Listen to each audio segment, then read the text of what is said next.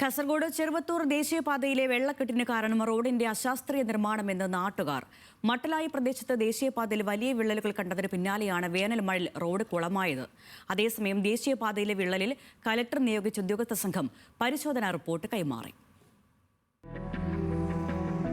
ചെറിയ തോതിൽ തന്നെ മഴ ആരംഭിച്ചതോടെ വലിയ ആശങ്കയിലാണ് ദേശീയപാതയ്ക്ക് ഇരുവശത്തുമുള്ള ജനങ്ങൾ. പലയിടത്തും ഡ്രൈനേജ് ഇല്ലാതെ കനത്ത മഴയിൽ ചെളിവെള്ളം ഉൾപ്പെടെ പാതയോരത്ത് സർവീസ് റോഡുകൾ മറികടന്ന് വീടുകളിലേക്ക് എത്തുന്നു എന്നതാണ് പ്രധാന പരാതി. കൂടാതെ പണി പൂർത്തിയായ മേൽപ്പാതകളിൽ പലതിനും വിള്ളൽ വീണതും ജനങ്ങളിൽ ആശങ്ക സൃഷ്ടിച്ചിട്ടുണ്ട്.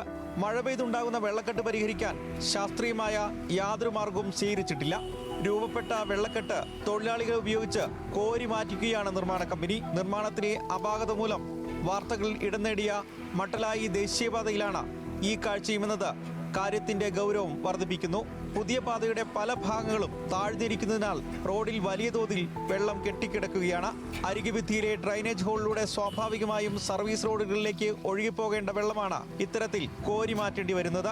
ആധുനിക രീതിയിൽ പണി പൂർത്തിയാക്കുന്ന ദേശീയപാതയിലെ ഈ ദുരവസ്ഥ നാട്ടുകാരിൽ ആശങ്കയും പ്രതിഷേധവും സൃഷ്ടിക്കുകയാണ്.